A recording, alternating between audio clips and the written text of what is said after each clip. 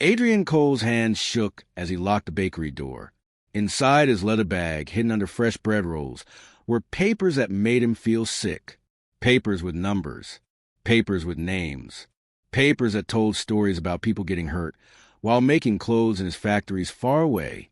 He was 55 years old. He owned 12 bakeries. But his real money came from something else.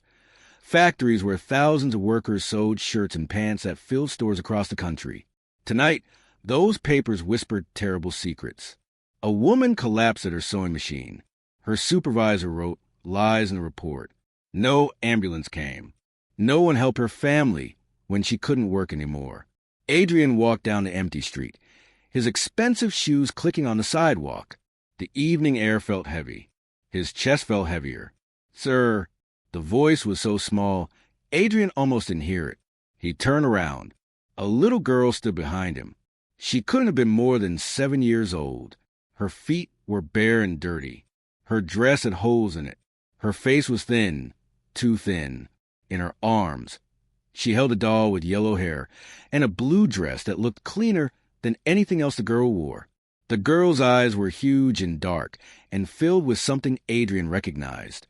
Fear. The kind of fear that doesn't go away when you close your eyes at night. "Sir, please," the girl said again. Her voice cracked like dry paper.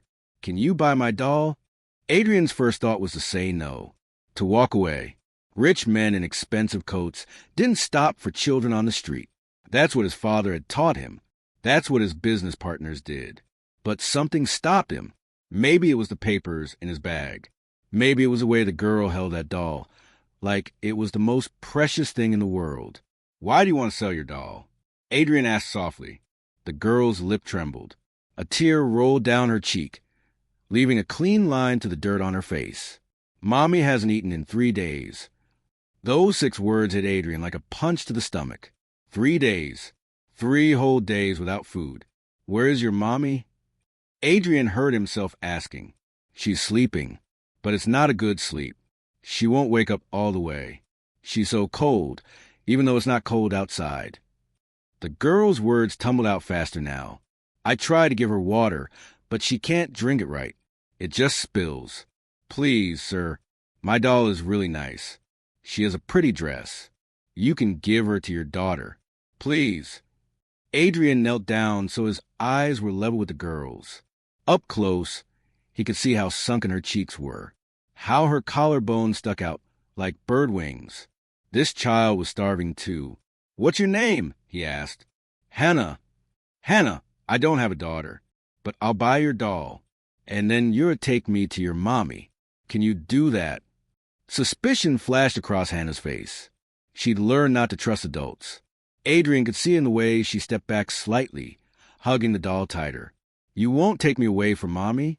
People want to take me away. They say she can't take care of me, but she tries so hard. She loves me so much. I promise I won't take you away. I just want to help your Mommy, but I need to see her first. Can you show me? Hannah studied his face for a long moment. Then, slowly, she nodded. Okay, but you have to be quiet. She gets scared of loud noises now. Hannah led Adrian through narrow streets he'd never walked before, even though he'd lived in this city his whole life. They passed buildings with broken windows, piles of garbage that smelled terrible, groups of people huddled around fires in metal barrels. Finally, Hannah stopped in front of a building that looked like it should have been torn down years ago. Half the windows were boarded up. The front door hung loose on rusty hinges. We live on the 3rd floor, Hannah whispered. The stairs are tricky. Step where I step. Inside, the building was dark and smelled like mold and rot.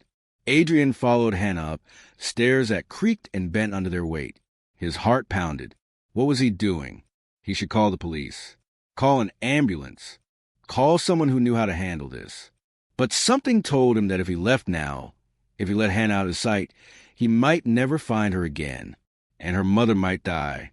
On the 3rd floor, Hannah pushed open a door that didn't have a lock. Inside was a single room. No furniture except a pile of cardboard boxes in the corner. No kitchen. No bathroom that Adrian could see. The only light came from a candle stuck to the floor with melted wax. And there, Lying on a thin blanket on the bare floor was a woman. Adrian's breath caught in his throat. She looked like a skeleton wrapped in skin. Her eyes were closed, sunken deep into her skull. Her breathing was so shallow that Adrian had to watch carefully to see her chest move at all. One of her arms lay at an odd angle, and Adrian could see old bruises, yellow and green and purple, covering her exposed skin. "Mommy," Hannah whispered, kneeling beside the woman. "I brought someone. He's going to help us." The woman's eyes fluttered open slightly. She tried to speak, but only a dry, rasping sound came out. Adrian knelt on the other side of the woman.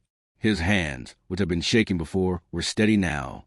He pressed his fingers gently to her wrist. Her pulse was there, but weak and irregular. "Ma'am, can you hear me? My name is Adrian. I'm going to help you." The woman's eyes focused on him for just a second.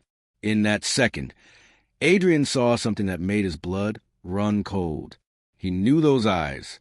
Not personally, but he'd seen eyes like that before. In the papers in his bag.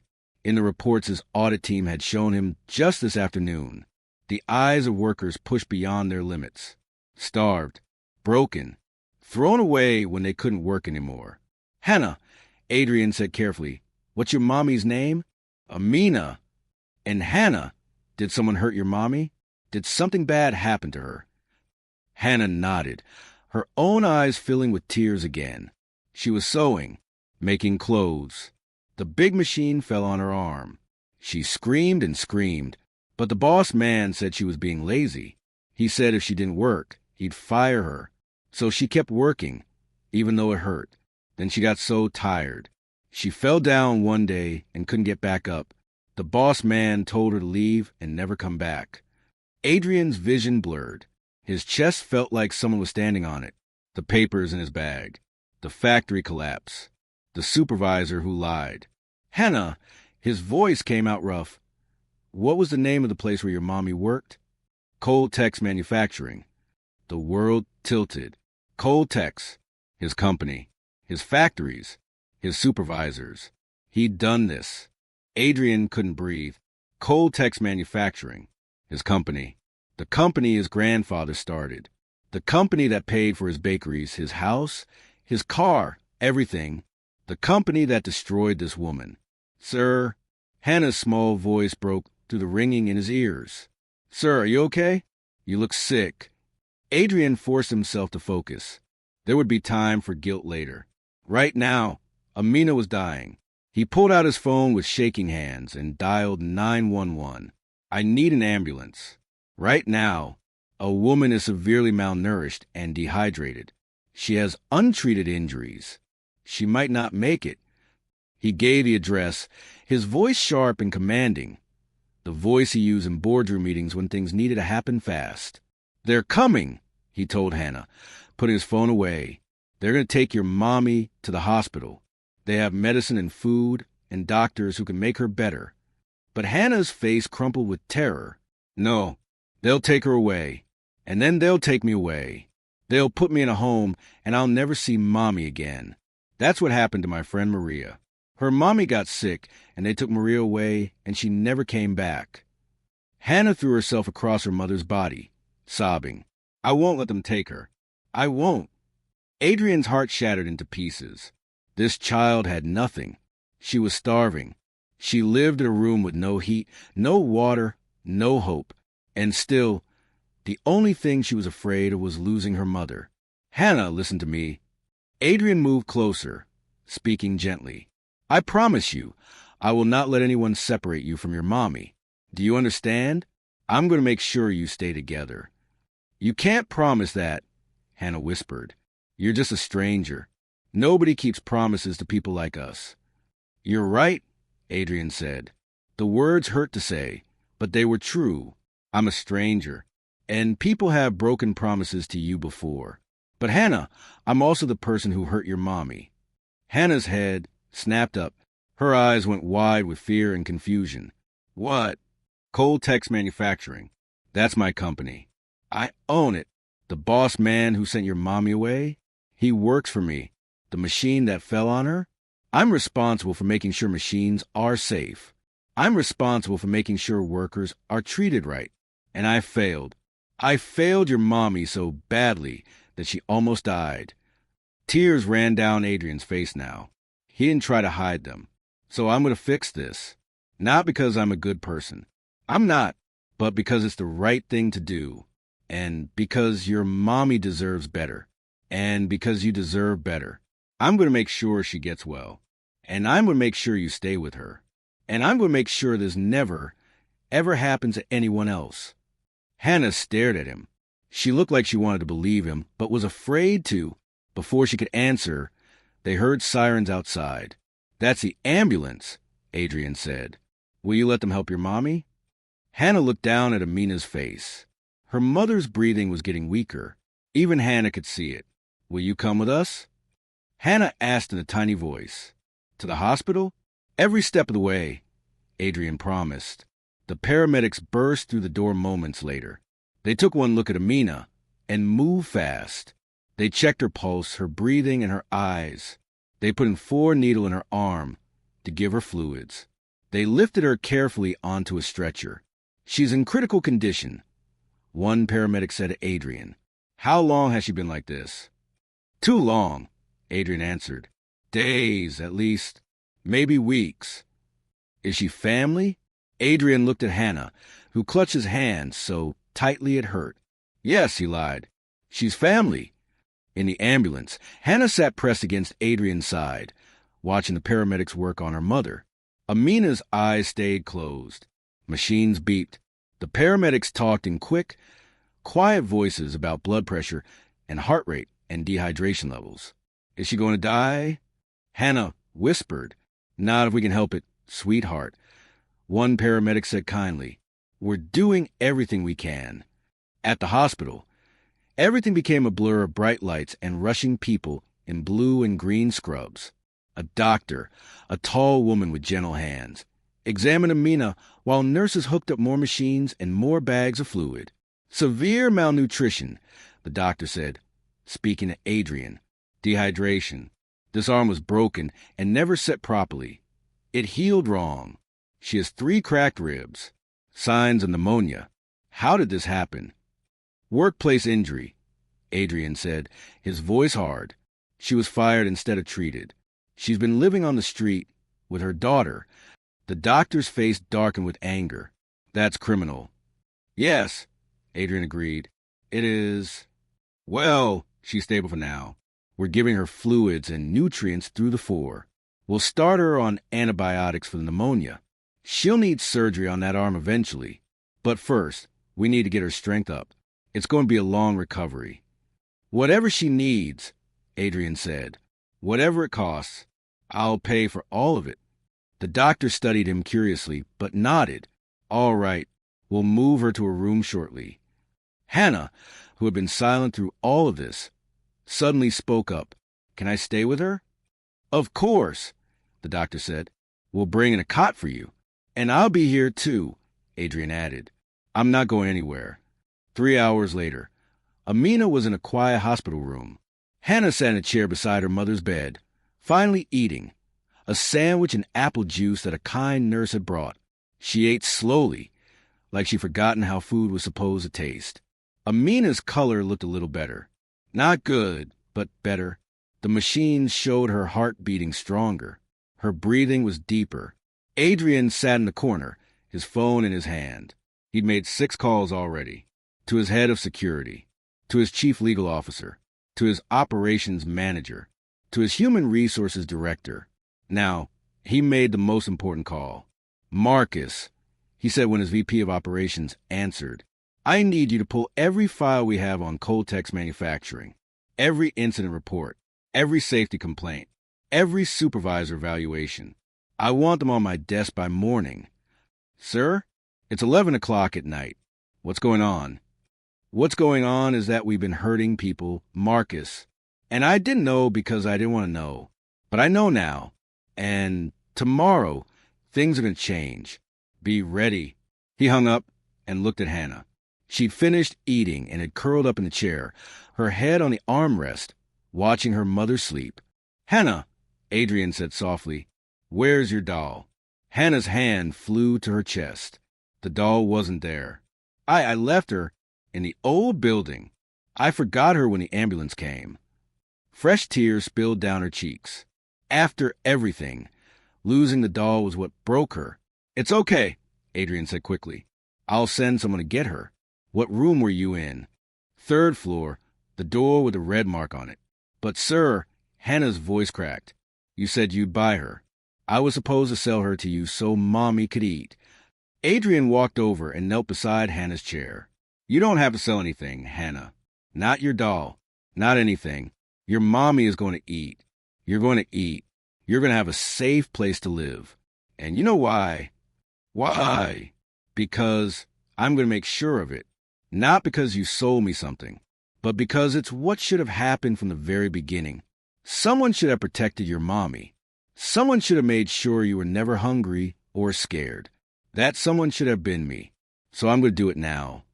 Hannah looked at him with those big, dark eyes. Eyes that had seen too much pain for a 7-year-old. Do you mean it? She whispered.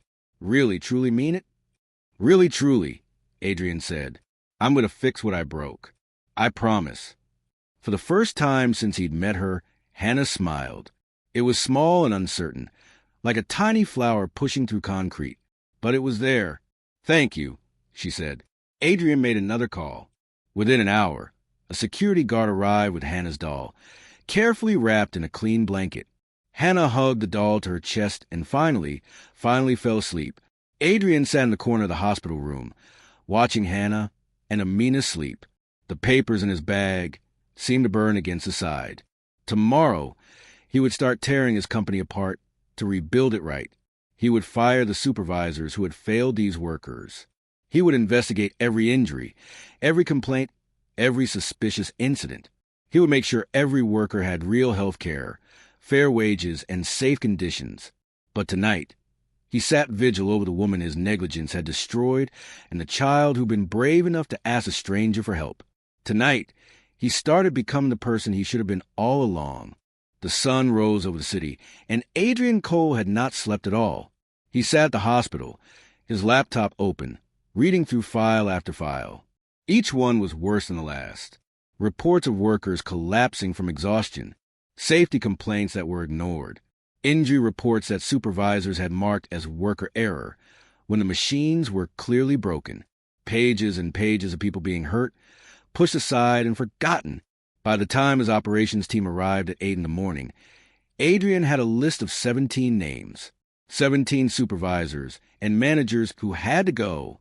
Today, fire them, he told Marcus, his VP of operations, handing over the list. All of them. Immediately. Give them severance pay. But I want them out of our factories by noon. Marcus's eyes widened as he read the names. Sir, some of these people have been with the company for 20 years. If we fire this many managers at once, then we'll promote people who actually care about workers instead of profits. Adrian interrupted. His voice was steel. I don't want anyone working for a Coltex who thinks a human being is disposable. Is that clear? Yes, sir. Good. And Marcus? I'm visiting every single factory we own. Starting today, I want to see conditions for myself. I want to talk to workers for myself. And I want a full medical team at each location to examine anyone who's been injured and not properly treated. That's going to be expensive, sir. Adrian looked at Marcus hard. So is losing your soul. Do it. Over the next 3 weeks, Adrian became a different person. He visited all 15 Coltex factories. He walked every floor. He inspected every machine. And most importantly, he listened to every worker who wanted to talk to him. They told him about 12-hour shifts with no breaks, about machines that hadn't been serviced in years, about supervisors who threatened to fire anyone who complained, about injuries that workers try to hide because they couldn't afford to lose their jobs. At the factory in District 7, the one where Amina had worked, Adrian found 8 other workers with untreated injuries, 8 people suffering in silence because they were afraid. He arranged for all of them to receive full medical treatment, paid for by the company. He hired new supervisors who had actually worked in factories before, who understood what the workers faced every day. He installed new safety equipment. He cut shift hours from 12 to 8 and hired more workers, so no one would be overworked. And he did something else too. He created a fund, $5 million to start, for workers and families who had been hurt by Coltex's negligence. Money for medical bills, money for rent, money for food, money for second chances. This doesn't fix what we did, he told his board of directors when they complained about the cost. Nothing can fix it, but it's a start. And if you don't like it, you can leave. I'd rather run a decent company that makes less money than a cruel company that makes more. 3 board members quit. Adrian didn't lose any sleep over it. At the hospital, Amina was getting stronger every day. The first week, she could barely speak. But by the second week, she could sit up in bed. By the third week, she could stand and take a few steps with a nurse's help. Hannah never left her side. She slept on the cot next to her mother's bed every night. During the day, she colored pictures and read books that the nurses brought her. Sometimes she would tell her mother stories about a magical doll who protected children and made sure they were never hungry again. Amina would smile and stroke Hannah's hair with her good hand. On the 24th day, Amina was finally strong enough to really talk. Adrian came to visit, as he did every evening after his factory inspections. He brought fresh bread from his bakery, soft rolls with butter that melted in your mouth. "Mr. Cole," Amina said softly. Her voice was still weak, but was there. "Hannah told me everything. She said you own Coltex. She said you're the one paying for all of this." "Yes," Adrian said simply. He wouldn't hide from it. "She also said you're changing things, firing the bad managers, making the factories safer." "I'm trying." Amina was quiet for a moment. Then she said, "Why?" "Because I was wrong," Adrian answered. "I told myself that I didn't know what was happening in those factories, that I trusted my managers to do the right thing. But the truth is, I didn't want to know. I didn't want to see. Because seeing would mean I'd have to change. And change is hard and expensive and uncomfortable." He looked at Hannah, who was listening quietly, clutching her doll. "But then your daughter offered to sell her most precious thing in the world to save you. A 7-year-old child was braver than I've been in my entire life. She showed me what real courage looks like. And I decided I didn't want to be a coward anymore." Tears rolled down Amina's cheeks. "My daughter is the bravest person I know." "Mine, too," Adrian agreed with a smile. "What happens now?" Amina asked, "When I leave the hospital, I have no job, no home, no money, and they'll take Hannah away from me if I can't provide for her." "No one is taking Hannah away," Adrian said firmly. "I've already arranged everything. There's an apartment waiting for you, 2 bedrooms fully furnished, first year's rent paid. And when you're fully recovered, I'd like to offer you a job." Amina stared at him. "A job? At Coltex? After what happened?" "No, at my bakery. I need someone to manage the books and handle orders. It's quiet work. No heavy lifting. No granjeros machines. Just numbers and bread and customers. The pay is fair and there's health insurance. Real health insurance." "I don't understand," Amina whispered. "Why would you do all this for us?" "Because someone should have done it a long time ago," Adrian said. "And because I'm trying to learn what it means to be responsible for the people my choices affect." Amina was released from the hospital a week later. Adrian drove her and Hannah to their new apartment himself. It was small but clean and bright. There was a real bed, 2 real beds, a kitchen with a refrigerator full of food, a bathroom with hot water, windows with curtains. Everything a home should have.